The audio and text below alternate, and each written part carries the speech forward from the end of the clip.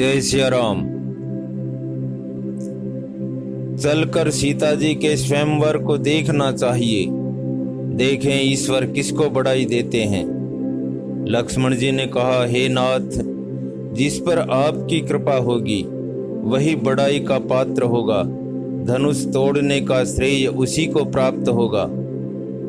इस श्रेष्ठ वाणी को सुनकर सब मुनि प्रसन्न हुए। सभी ने सुख मानकर आशीर्वाद दिया। फिर मुनियों के समूह सहित कृपालु श्री रामचंद्र जी धनुष यज्ञशाला देखने चले।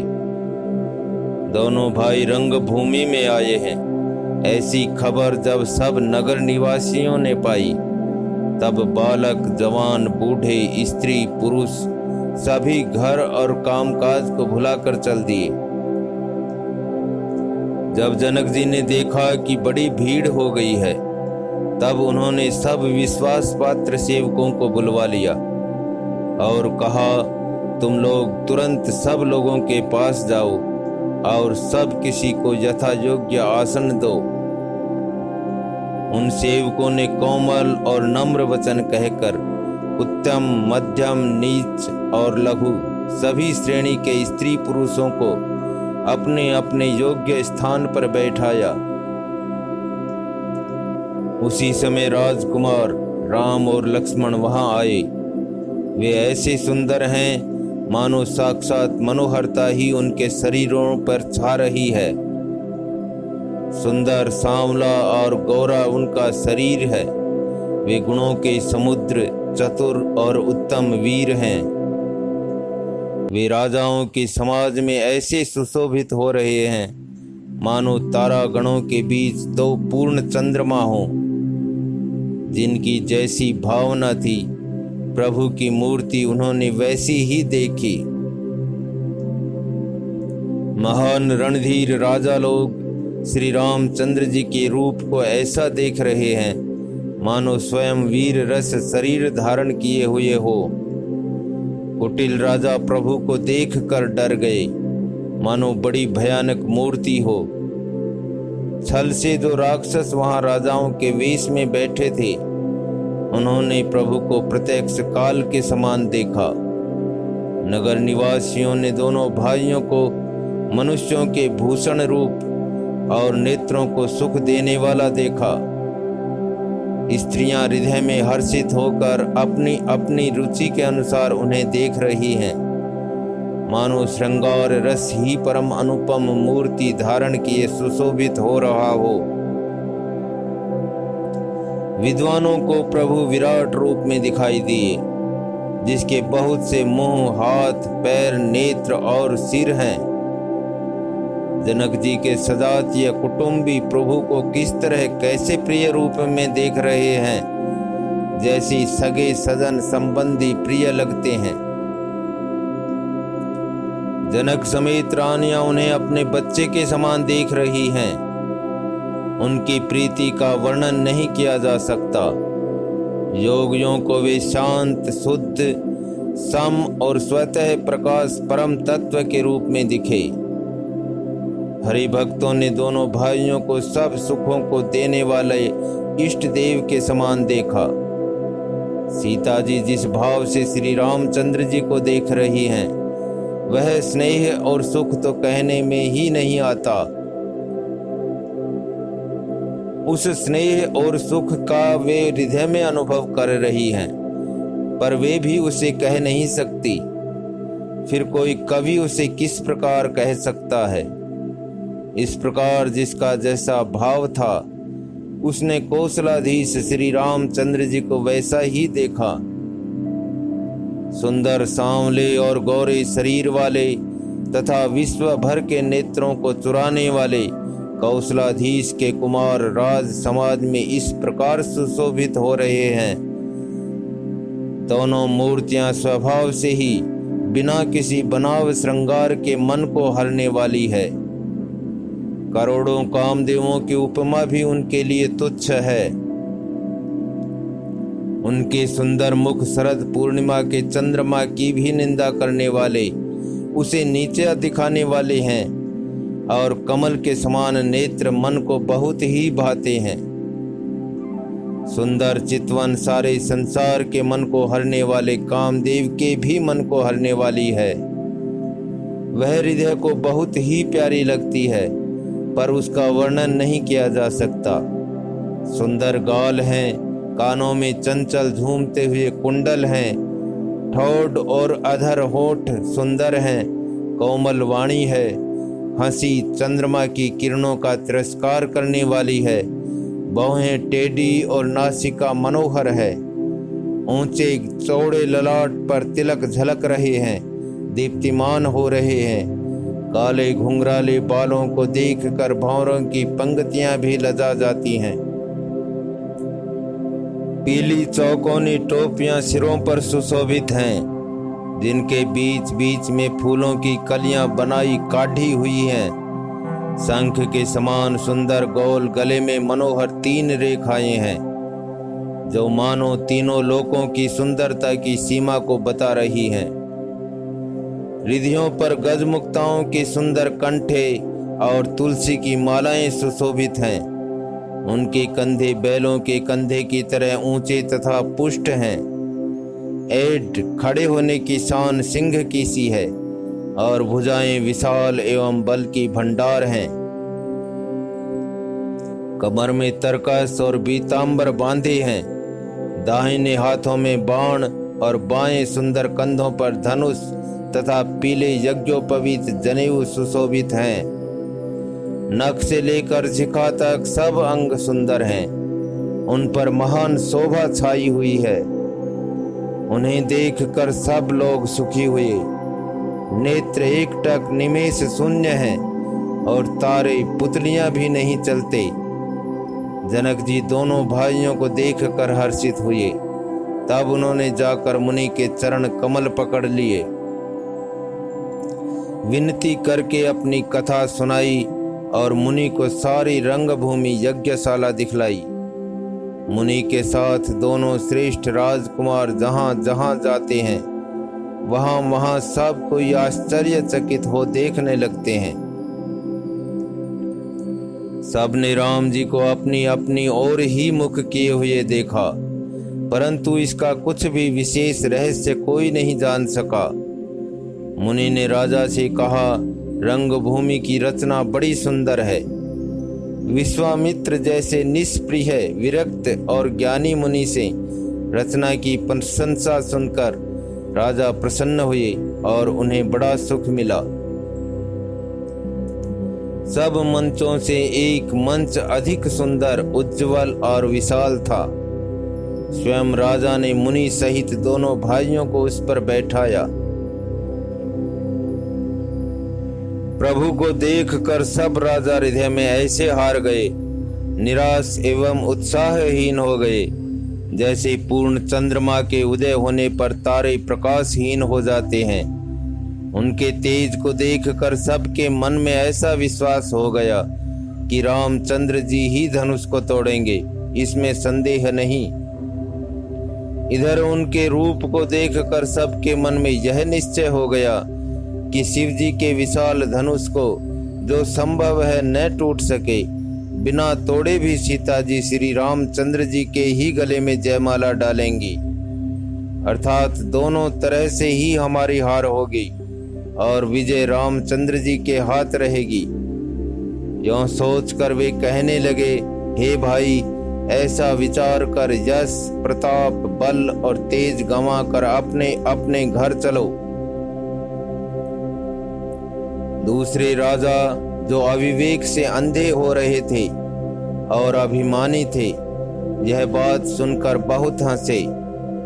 उन्होंने कहा, धनुष तोड़ने पर भी विवाह होना कठिन है, अर्थात सहज ही में हम जानकी को हाथ से जाने नहीं देंगे। फिर बिना तोड़े तो राजकुमारी को ब्याह ही कौन सकता है? काल ही क्यों न हो, एक बार तो सीता के लिए उसे भी हम युद्ध में जीत लेंगे। यह घमंड की बात सुनकर दूसरे राजा जो धर्मात्मा, हरिभक्त और सयाने थे, मुस्कुराए। उन्होंने कहा, राजाओं के गर्व दूर करके जो धनुष किसी से नहीं टूट सकेगा, उसे तोड़कर श्री रामचंद्र जी सीता जी को ब्याहेंगे। रही युद्ध की बात, सो महाराज दशरथ के रण में बांके पुत्रों को युद्ध में तो जीत ही कौन सकता है। गाल बजाकर व्यर्थ ही मत मरो, मन के लड्डुओं से भी कहीं भूख बुझती है। हमारी परम पवित्र निष्कपट सीख को सुनकर सीता जी को अपने जी में साक्षात जगत जननी समझो। उन्हें पत्नी रूप में पाने की आशा एवं लालसा छोड़ दो और श्री रघुनाथ जी को जगत का पिता परमेश्वर विचार कर नेत्र भर कर उनकी छवि देख लो। ऐसा अवसर बार बार नहीं मिलेगा। सुंदर, सुख देने वाले और समस्त गुणों की राशि ये दोनों भाई शिव जी के हृदय में बसने वाले हैं। स्वयं शिव जी भी जिन्हें सदा हृदय में छिपाए रखते हैं, वे तुम्हारे नेत्रों के सामने आ गए हैं। समीप आए हुए भगवत दर्शन रूप अमृत के समुद्र को छोड़कर तुम जगत जननी जानकी को पत्नी रूप में पाने का दुरासा रूप मिथ्या मृगजल को देखकर दौड़कर क्यों मरते हो।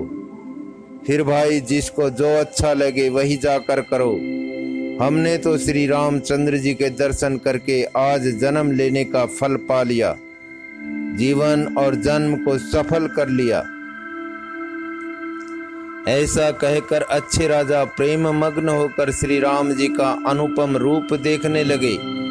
मनुष्यों की तो बात ही क्या, देवता लोग भी आकाश से विमानों पर चढ़े हुए दर्शन कर रहे हैं और सुंदर गान करते हुए फूल बरसा रहे हैं। तब सुअवसर जानकर जनक जी ने सीता जी को बुला भेजा। सब चतुर और सुंदर सखियां आदर पूर्वक उन्हें लिवा चली। रूप और गुणों की खान जगत जननी जानकी जी की शोभा का वर्णन नहीं हो सकता।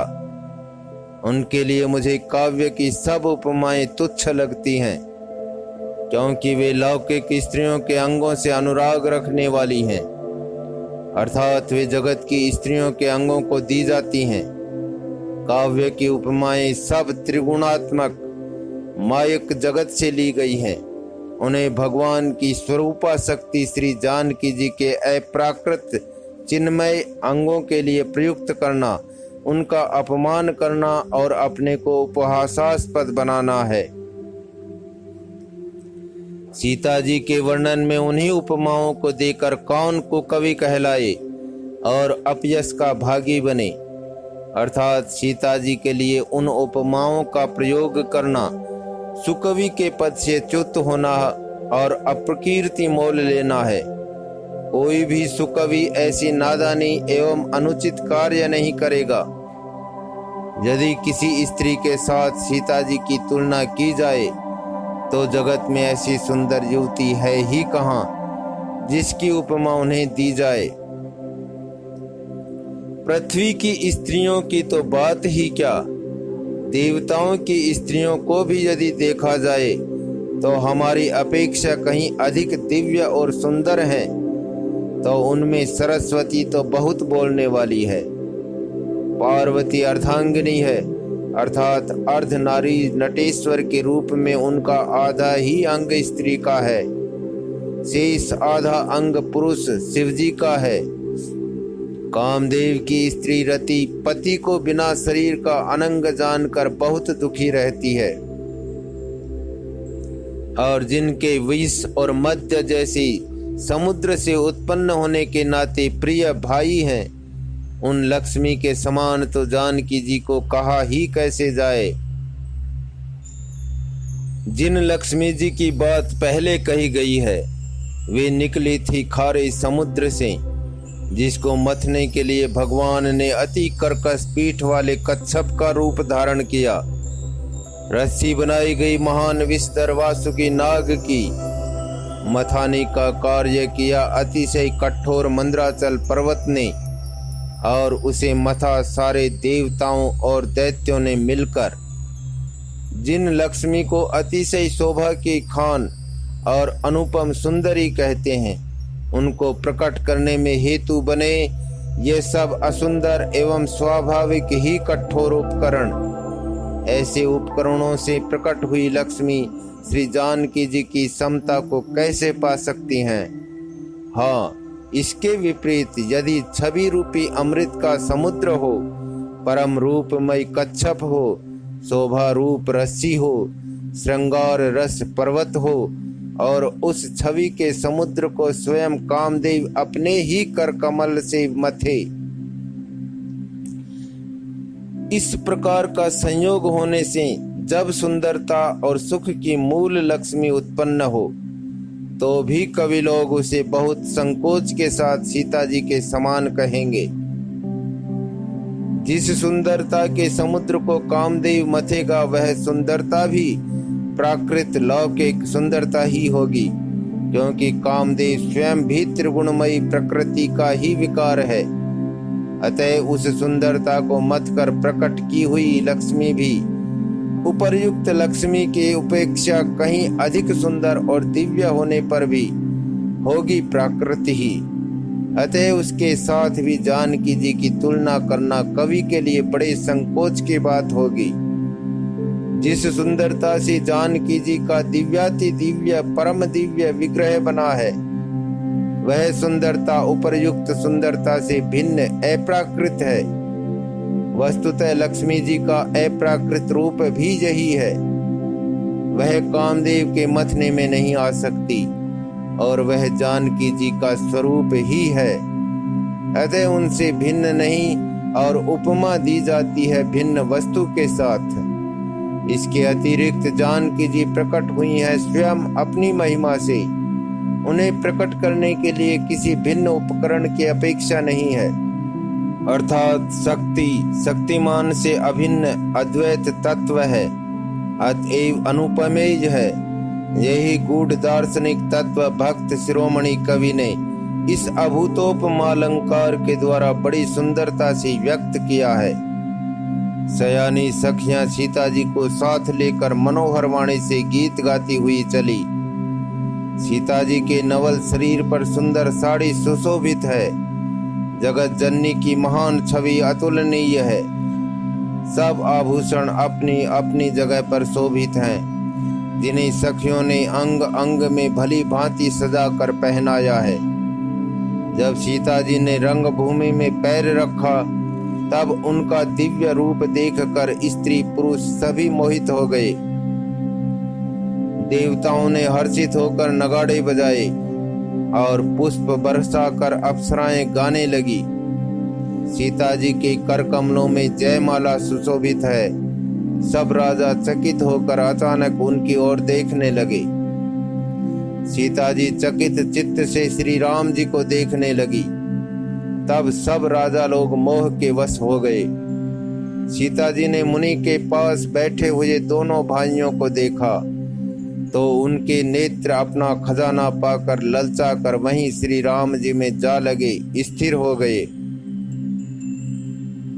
परंतु गुरुजनों की लाज से तथा बहुत बड़े समाज को देखकर सीता जी सकुचा गई। वे श्री रामचंद्र जी को हृदय में लाकर सखियों की ओर देखने लगी। श्री रामचंद्र जी का रूप और सीता जी की छवि देखकर स्त्री पुरुषों ने पलक मारना छोड़ दिया। सब एकटक उन्हीं को देखने लगे। सभी अपने मन में सोचते हैं पर कहते सकुचाते हैं। मन ही मन वे विधाता से विनय करते हैं, हे विधाता, जनक की मूढ़ता को शीघ्र हर लीजिए और हमारी ही ऐसी सुंदर बुद्धि उन्हें दीजिए कि जिससे बिना ही विचार किए राजा अपना प्रण छोड़कर सीता जी का विवाह राम जी से कर दें।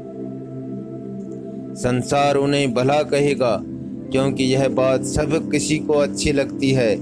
हट करने से अंत में भी हृदय जलेगा। सब लोग इसी लालसा में मग्न हो रहे हैं कि जानकी जी के योग्य वर तो यह सांवला ही है। तब राजा जनक ने बंदीजनों भाटों को बुलाया। वे विरुदावली वंश की कीर्ति गाते हुए चले आए। राजा ने कहा, जाकर मेरा प्रण सबसे कहो। भाट चले। उनके हृदय में कम आनंद न था। भाटों ने श्रेष्ठ वचन कहा, हे पृथ्वी की पालना करने वाले सब राजागण सुनिए, हम अपनी भुजा उठाकर जनक जी का विशाल प्रण कहते हैं। राजाओं की भुजाओं का बल चंद्रमा है, शिव जी का धनुष राहु है, वह भारी है, कठोर है, यह सबको विदित है। बड़े भारी योद्धा रावण और बाणासुर भी इस धनुष को देखकर गांव से चुपके से चलते बने। उसे उठाना तो दूर रहा, छूने तक की हिम्मत न हुई। उसी शिव जी के कठोर धनुष को आज इस राज समाज में जो भी तोड़ेगा, तीनों लोकों की विजय के साथ ही उसको जानकी जी बिना किसी विचार के हठ पूर्वक वरण करेंगी। प्रण सुनकर सब राजा ललचा उठे। जो वीरता के अभिमानी थे वे मन में बहुत ही तमतमाए, कमर कसकर अकुलाकर उठे और अपने इष्ट देवों को सिर नवा कर चले। वे तमक कर बड़े ताव से शिव जी के धनुष की ओर देखते हैं और फिर निगाह जमा कर उसे पकड़ते हैं। करोड़ों भांति से जोर लगाते हैं पर वह उठता ही नहीं।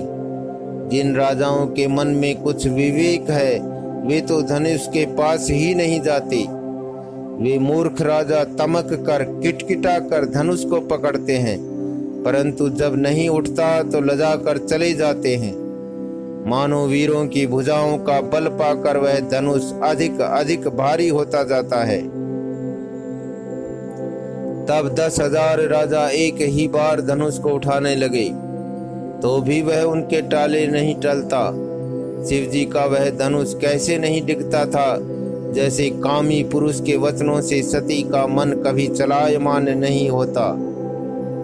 सब राजा उपहास के योग्य हो गए, जैसे वैराग्य के बिना सन्यासी उपहास के योग्य हो जाता है। कीर्ति, विजय, बड़ी वीरता, इन सब को वे धनुष के हाथों बरबस हार कर चले गए। राजा लोग हृदय से हार कर श्रीहीन हतप्रभ हो गए और अपने अपने समाज में जा बैठे। राजाओं को असफल देखकर जनक अकुला उठे और ऐसे वचन बोले जो मानो क्रोध में सने हुए थे। मैंने जो प्रण ठाना था उसे सुनकर द्वीप द्वीप के अनेकों राजा आए। देवता और दैत्य भी मनुष्य का शरीर धारण करके आए तथा और भी बहुत से रणधीर वीर आए, परंतु धनुष को तोड़कर मनोहर कन्या, बड़ी विजय और अत्यंत सुंदर कीर्ति को पाने वाला मानो ब्रह्मा ने किसी को रचा ही नहीं। कहिए यह लाभ किसको अच्छा नहीं लगता, परंतु किसी ने भी शंकर जी का धनुष नहीं चढ़ाया। अरे भाई, चढ़ाना और तोड़ना तो दूर रहा, कोई तिल भर भूमि भी छुड़ा न सका। अब कोई वीरता का अभिमानी नाराज न हो। मैंने जान लिया पृथ्वी वीरों से खाली हो गई। अब आशा छोड़कर अपने अपने घर जाओ। ब्रह्मा ने सीता का विवाह लिखा ही नहीं। यदि प्रण छोड़ता हूँ तो पुण्य जाता है, इसलिए क्या करूं, कन्या कुंवारी ही रहे। यदि मैं जानता कि पृथ्वी वीरों से शून्य है तो प्रण करके उपहास का पात्र न बनता। जनक के वचन सुनकर सभी स्त्री पुरुष जानकी जी की ओर देखकर दुखी हुए, परंतु लक्ष्मण जी तमतमा उठे। उनकी बाहें टेढ़ी हो गई, होठ फड़कने लगे और नेत्र क्रोध से लाल हो गए। श्री रघुवीर जी के डर से कुछ कह तो सकते नहीं, पर जनक के वचन उन्हें बाण से लगे। जब न रह सके तब श्री रामचंद्र जी के चरण कमलों में सिर नवाकर भी यथार्थ वचन बोले। रघुवंशियों में कोई भी जहां होता है उस समाज में ऐसे वचन कोई नहीं कहता। जैसे अनुचित वचन रघुकुल शिरोमणि श्री राम जी को उपस्थित जानते हुए भी जनक जी ने कहे हैं। हे सूर्य कुल रूपी कमल के सूर्य, सुनिए, मैं स्वभाव ही से कहता हूँ, कुछ अभिमान करके नहीं।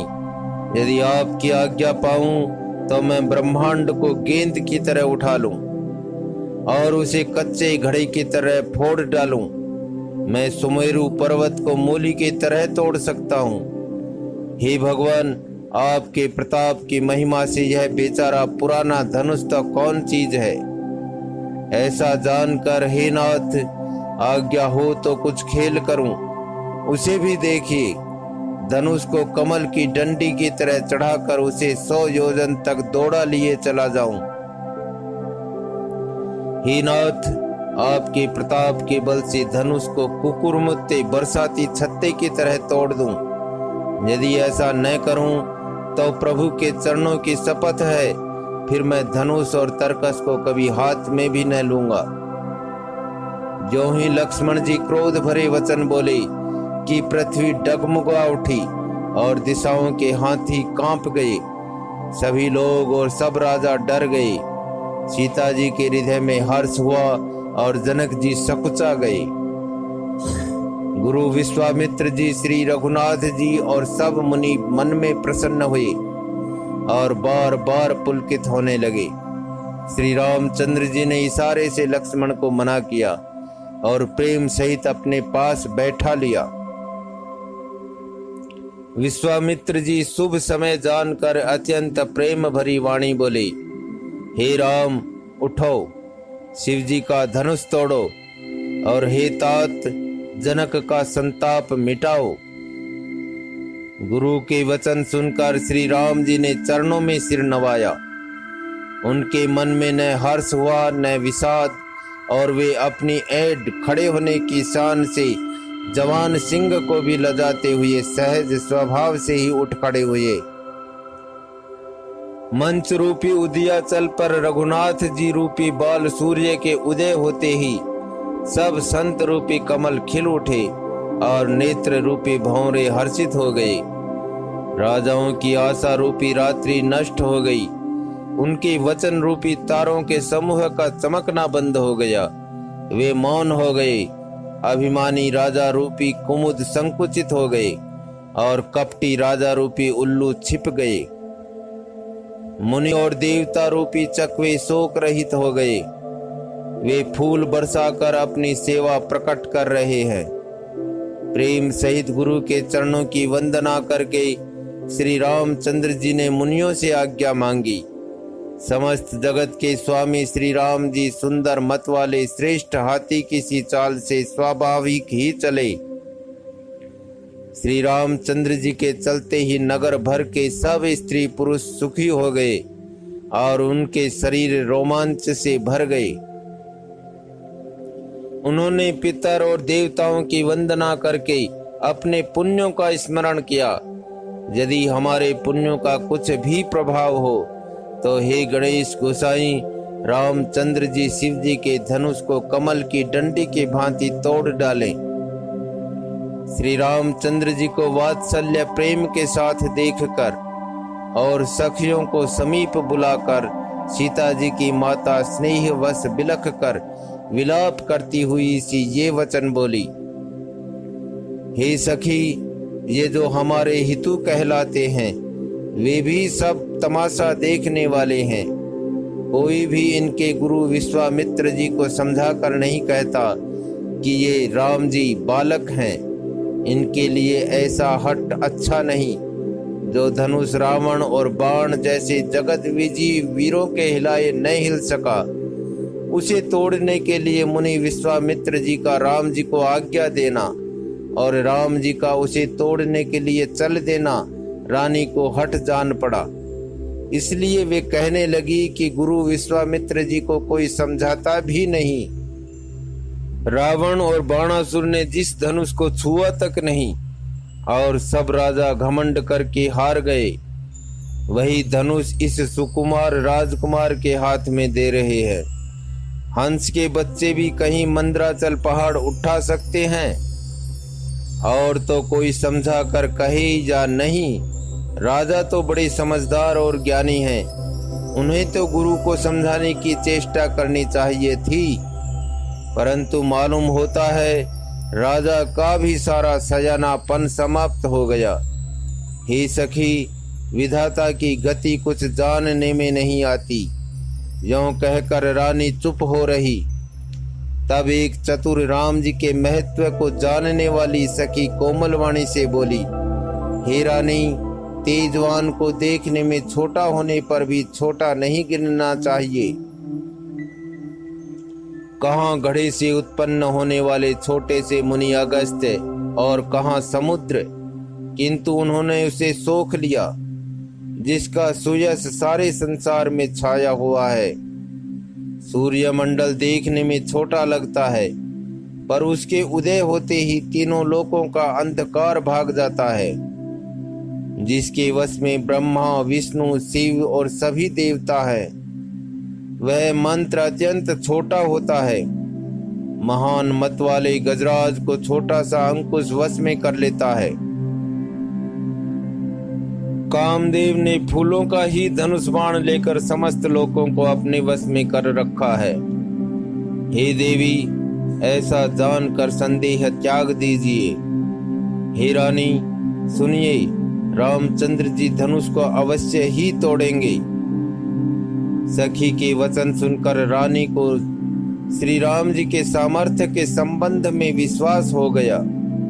उनकी उदासी मिट गई और श्री राम जी के प्रति उनका प्रेम अत्यंत बढ़ गया।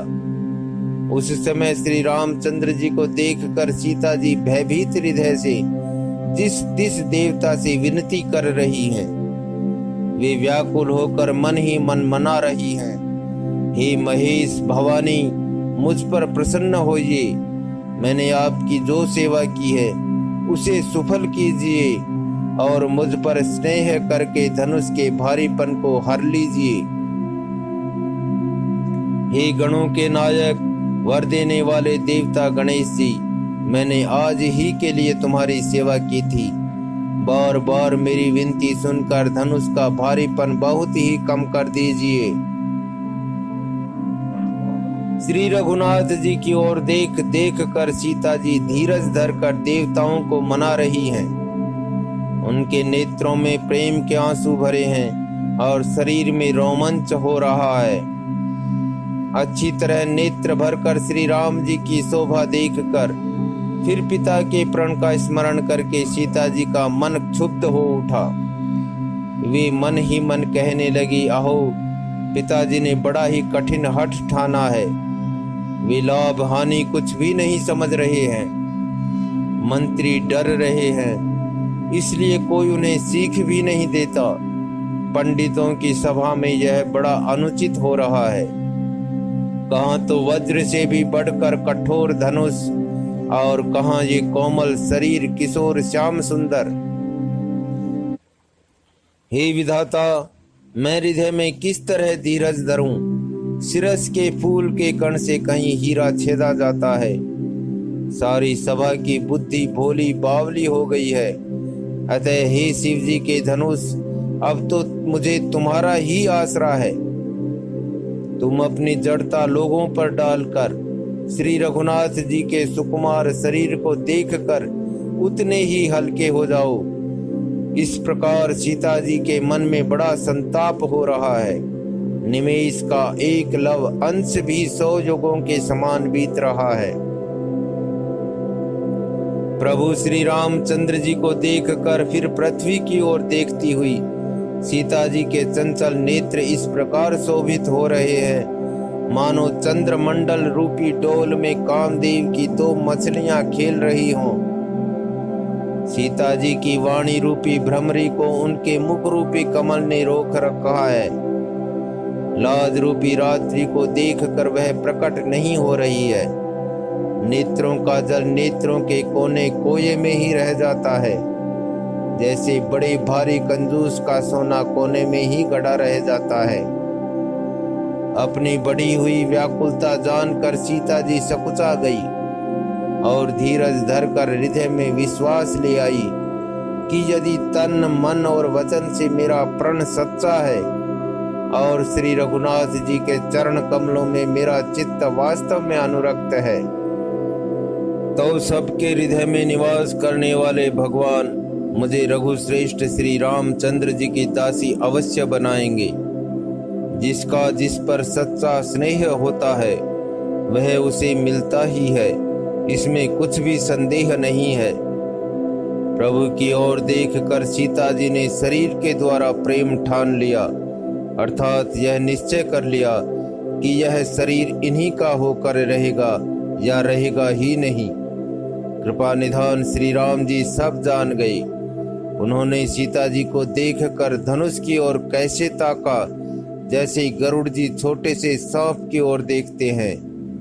इधर जब लक्ष्मण जी ने देखा कि रघुकुल मणि श्री रामचंद्र जी ने शिव जी के धनुष की ओर ताका है, तो वे शरीर से पुलकित हो ब्रह्मांड को चरणों से दबाकर निम्नलिखित वचन बोले। हे दिग्गजो, हे कच्छप, हे शेष, हे वराह, धीरज धरकर पृथ्वी को थामे रहो, जिससे यह हिलने न पावे। श्री रामचंद्र जी शिव जी के धनुष को तोड़ना चाहते हैं। मेरी आज्ञा सुनकर सब सावधान हो जाओ। श्री रामचंद्र जी जब धनुष के समीप आए, तब सब स्त्री पुरुषों ने देवताओं और पुण्यों को मनाया।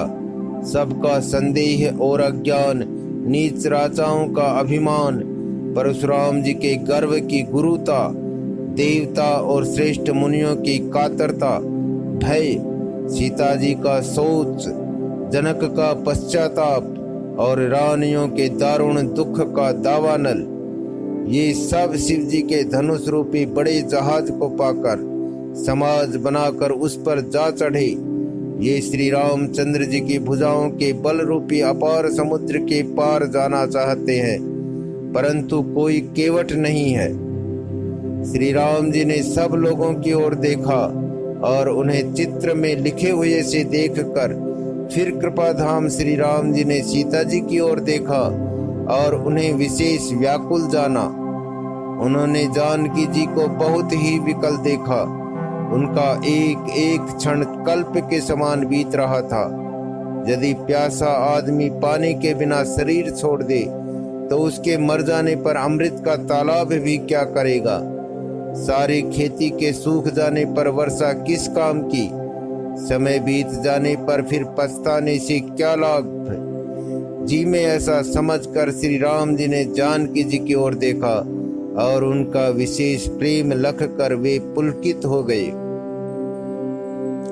मन ही मन उन्होंने गुरु को प्रणाम किया और बड़ी फुर्ती से धनुष को उठा लिया। जब उसे हाथ में लिया तब वह धनुष बिजली की तरह चमका और फिर आकाश में मंडल जैसा मंडलाकार हो गया। लेते, चढ़ाते और जोर से खींचते हुए किसी ने नहीं लखा। अर्थात ये तीनों काम इतनी फुर्ती से हुए कि धनुष को कब उठाया, कब चढ़ाया और कब खींचा, इसका किसी को पता ही नहीं लगा। सब ने श्री राम जी को धनुष खींचे खड़े देखा। उसी क्षण श्री राम जी ने धनुष को बीच से तोड़ डाला। भयंकर कठोर ध्वनि से सब लोक भर गए। घोर कठोर शब्द से सब लोक भर गए। सूर्य के घोड़े मार्ग छोड़कर चलने लगे। दिग्गज चिघाड़ने लगे। धरती डोलने लगी। शेष, वराह और कच्छप कलमला उठे। देवता, राक्षस और मुनि कानों पर हाथ रखकर सब व्याकुल होकर विचारने लगे। तुलसीदास जी कहते हैं, जब सबको निश्चय हो गया कि श्री राम जी ने धनुष को तोड़ डाला, तब सब श्री रामचंद्र जी की जय बोलने लगे। शिव जी का धनुष जहाज है और श्री रामचंद्र जी की भुजाओं का बल समुद्र है। धनुष टूटने से वह सारा समाज डूब गया जो मोहवश पहले इस जहाज पर चढ़ा था, जिसका वर्णन पहले आया है। प्रभु ने धनुष के दोनों टुकड़े पृथ्वी पर डाल दिए। यह देखकर सब लोग सुखी हुए। विश्वामित्र रूपी पवित्र समुद्र में, जिसमें प्रेम रूपी सुंदर अथाह जल भरा है, राम रूपी पूर्ण चंद्र को देखकर पुलकावली रूपी भारी लहरें बढ़ने लगी। आकाश में बड़े जोर से नगाड़े बजने लगे और देवांगनाएं गान करके नाचने लगी। ब्रह्मा आदि देवता, सिद्ध और मुनीश्वर लोग प्रभु की प्रशंसा कर रहे हैं और आशीर्वाद दे रहे हैं। वे रंग बिरंगे फूल और मालाएं बरसा रहे हैं। किन्नर लोग रसीले गीत गा रहे हैं। सारे ब्रह्मांड में जय जयकार की ध्वनि छा गई, जिसमें धनुष टूटने की ध्वनि जान ही नहीं पड़ती। जहां तहां स्त्री पुरुष प्रसन्न होकर कह रहे हैं कि श्री रामचंद्र जी ने शिव जी के भारी धनुष को तोड़ डाला। धीर बुद्धि वाले भाट, मागध और सूत लोग वीरद्वावली कीर्ति का बखान कर रहे हैं। सब लोग घोड़े, हाथी, धन, मणि और वस्त्र निछावर कर रहे हैं। झान, मृदंग, शंख, शहनाई, भेरी, ढोल और सुहावने नगाड़े आदि बहुत प्रकार के सुंदर बाजे बज रहे हैं। जहां तहां युवतियां मंगल गीत गा रही हैं। सखियों सहित रानी अत्यंत हर्षित हुई, मानो सूखते हुए धान पर पानी पड़ गया हो। जनक जी ने सोच त्याग कर सुख प्राप्त किया, मानो तैरते तैरते थके हुए पुरुष ने थाह पाली हो। धनुष टूट जाने पर राजा लोग ऐसे स्त्रीहीन निस्तेज हो गए, जैसे दिन में दीपक की शोभा जाती रहती है। सीता जी का सुख किस प्रकार वर्णन किया जाए, जैसे चात की स्वाति का जल पा गई हो। श्री राम जी को लक्ष्मण जी किस प्रकार देख रहे हैं, जैसे चंद्रमा को चकोर का बच्चा देख रहा हो। तब सदानंद जी ने आज्ञा दी और सीता जी ने श्री राम जी के पास गमन किया। साथ में सुंदर चतुर सखियां मंगलाचार के गीत गा रही हैं। सीता जी बाल हंसनी की चाल से चली, उनके अंगों में अपार शोभा है। सखियों के बीच में सीता जी कैसी शोभित हो रही है, जैसे बहुत सी छवियों के बीच में महाछवि हो। कर कमल में सुंदर जयमाला है, जिसमें विश्व विजय की शोभा छाई हुई है। सीता जी के शरीर में संकोच है, पर मन में परम उत्साह है। उनका यह गुप्त प्रेम किसी को जान नहीं पड़ रहा है। समीप जाकर श्री राम जी की शोभा देखकर राजकुमारी सीता जी जैसी चित्र में लिखी सी रह गई। चतुर सखी ने यह दशा देखकर समझा कर कहा, सुहावनी जयमाला पहनाओ। यह सुनकर सीता जी ने दोनों हाथों से माला उठाई, पर प्रेम में विवश होने से पहनाई नहीं जाती। उस समय उनके हाथ ऐसे सुशोभित हो रहे हैं, मानो डंडियों सहित दो कमल चंद्रमा को डरते हुए जयमाला दे रहे हों। इस छवि को देखकर सखियां गाने लगी। तब सीता जी ने श्री राम जी के गले में जयमाला पहना दी। श्री रघुनाथ जी के हृदय पर जयमाला देखकर देवता फूल बरसाने लगे। समस्त राजागण इस प्रकार सकुचा गए, मानो सूर्य को देखकर कुमुदों का समूह सिकुड़ गया हो। नगर और आकाश में बाजे बजने लगे। दुष्ट लोग उदास हो गए और सज्जन लोग सब प्रसन्न हो गए। देवता, किन्नर, मनुष्य, नाग और मुनीश्वर जय जयकार करके आशीर्वाद दे रहे हैं। देवताओं की स्त्रियां नाचती गाती हैं, बार बार हाथों से पुष्पों की अंजलियां छूट रही है। जहां तहां ब्रह्म वेद ध्वनि कर रहे हैं और भाट लोग वीरद्वावली कुल कीर्ति बखान रहे हैं। पृथ्वी, पाताल और स्वर्ग तीनों लोकों में यश फैल गया कि श्री रामचंद्र जी ने धनुष तोड़ दिया और सीता जी को वरण कर लिया। नगर के नर नारी आरती कर रहे हैं और अपनी पूंजी हैसियत को भुलाकर सामर्थ्य से बहुत अधिक निछावर कर रहे हैं। श्री सीताराम जी की जोड़ी ऐसी सुशोभित हो रही है, मानो सुंदरता और श्रृंगार रस एकत्र हो गए हों। सखियां कह रही हैं, हे सीते, स्वामी के चरण छुओ, किंतु सीता जी अत्यंत भयभीत हुई उनके चरण नहीं छूती। गौतम जी की स्त्री अहिल्या की गति का स्मरण करके सीता जी श्री राम जी के चरणों को हाथों से स्पर्श नहीं कर रही है। सीता जी की अलौकिक प्रीति जानकर रघुकुल मणि श्री रामचंद्र जी मन में हंसे। उस समय सीता जी को देखकर कुछ राजा लोग ललचा उठे। वे दुष्ट, कपूत और मूढ़ राजा मन में बहुत तमतमाए। वे अभागे उठ उठ कर कवच पहनकर जहां तहां गाल बजाने लगे। कोई कहते हैं सीता को छीन लो और दोनों राजकुमारों को पकड़कर बांध लो, धनुष तोड़ने से ही चाह नहीं पूरी होगी। हमारे जीते जी राजकुमारी का कौन ब्याह सकता है?